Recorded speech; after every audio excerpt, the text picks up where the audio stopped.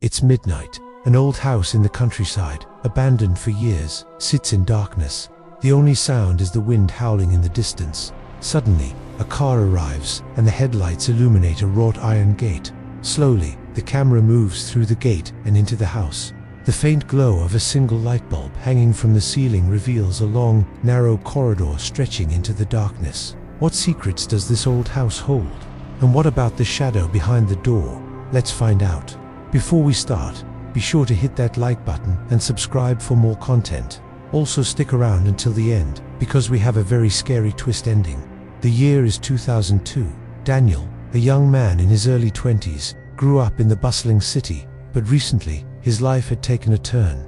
He lost his job, his girlfriend broke up with him, and he was feeling lost and alone. But then he received some news that gave him hope. His grandfather, whom he hadn't seen in years, had passed away and left him his house in the countryside. Excited for a change of pace, Daniel packed his belongings and drove to his grandfather's house. When he arrived, he noticed that the house looked abandoned and overgrown with weeds. The paint was peeling from the walls and the windows were boarded up. But as he stepped inside, he couldn't help but feel a sense of familiarity. The house was filled with memories of his childhood visits, and he felt a connection to his grandfather that he had never felt before. As Daniel explored the house, he came across an old wooden door at the end of the hallway.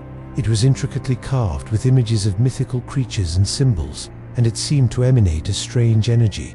As he reached out to touch it, a sudden gust of wind slammed the door shut, making him jump back in surprise. Startled by the unexpected noise, he decided to leave the door alone and went to his room to unpack. That night, as Daniel lay in bed trying to sleep, he could hear the wind howling outside. Just as he was drifting off to sleep, he heard a loud knock on the old wooden door.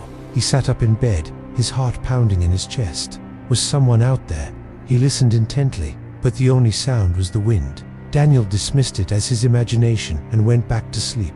In the morning, after Daniel had a nice breakfast and started to settle into his new surroundings, he decided to explore the house some more. That's when he met Mrs. Henderson, an elderly woman who lived next door. She was a friendly woman with a kind smile, and she had known his grandfather well. She told him stories about how his grandfather had built the house himself. After he retired from the army, he had been a decorated war hero, but he had always been haunted by his experiences in combat. After he passed away, the house had been abandoned. Not a soul had set foot inside, until Daniel showed up. Mrs. Henderson warned him never to open the old wooden door at night. She said that it was just a rural superstition, but Daniel couldn't help but feel uneasy. Later that day, Daniel was sitting in a chair by the window when he heard a soft knock on the old wooden door. He turned his head and saw that no one was there. He shrugged it off as another trick of his imagination and went back to reading his book. However, the knocking continued, getting louder and more insistent. Daniel got up and walked toward the door. As he reached for the doorknob, he hesitated. Should he open it or ignore it? Curiosity got the better of him, and he turned the knob slowly. Daniel opened the door and found himself face to face with a tall, dark figure standing in the hallway.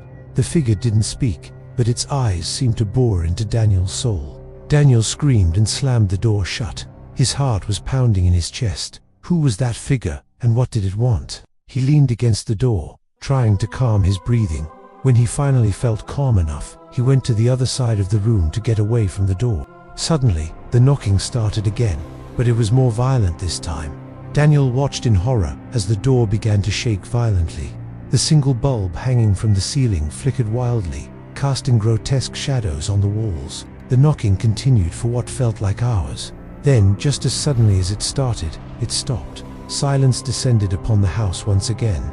Daniel stood frozen in fear, not knowing what to do next. After a while, he cautiously approached the door and knocked on it lightly. There was no response. Taking a deep breath, he opened the door and stepped out into the hallway. The house was dark and silent. Daniel couldn't see anything in the darkness, but he could feel the presence of something watching him. As Daniel turned to leave, he caught his own reflection in the mirror. He gasped in surprise. Standing behind him was a pale woman with long flowing hair. Her eyes were hollow and lifeless. Before Daniel could react, she vanished. Shaking, he turned around, but there was no one there. Had he imagined it, or was the house really haunted? As the days went by, Daniel tried to ignore the incident, but the fear of opening the door at night kept him awake. Then one night, he found his grandfather's old diary lying in a dusty drawer. He opened it and began to read. The diary contained his grandfather's thoughts and feelings about his life, but one entry in particular stood out. It read, "The shadow behind the door, the one that scares me every night, is my wife's restless spirit. She died 30 years ago, but I can still hear her footsteps in the hallway and feel her cold breath on my neck. I don't know what to do. I am losing my mind." Suddenly, everything made sense to Daniel. The diary revealed the dark secret behind the old wooden door. His grandfather had been tormented by his wife's ghost for years, and now Daniel realized that he was not alone in the house. That night, the knocking started again. It was louder now, more insistent, and Daniel could feel his fear rising within him. He watched in horror as the door began to shake violently. Suddenly, a handprint appeared on the wall next to him. Then another and another. Daniel screamed and stumbled back.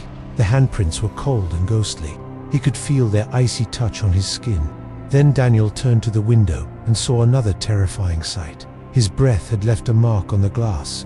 The room was freezing cold, and the air was thick with the smell of decay. Daniel's hands trembled as he held onto the door lock. He wanted to run, but his legs felt like they were filled with lead. He could hear the ghost on the other side of the door, its voice a low growl. Daniel squeezed his eyes shut, wishing it would all go away. But then he heard a loud crack. The door had broken free of its hinges and was swinging open. The stench of decay and death filled the room. Daniel screamed and fell to the floor as the black shadow lunged forward. The camera shook violently, and the sound of distorted screaming filled the air. The screen turned black. It was dawn when the villagers found the door wide open. They entered the house to find it empty. The only things left behind were some torn clothes and an old photo of the grandfather and his wife. On the back of the photo was a message written in what looked like blood. "I have returned.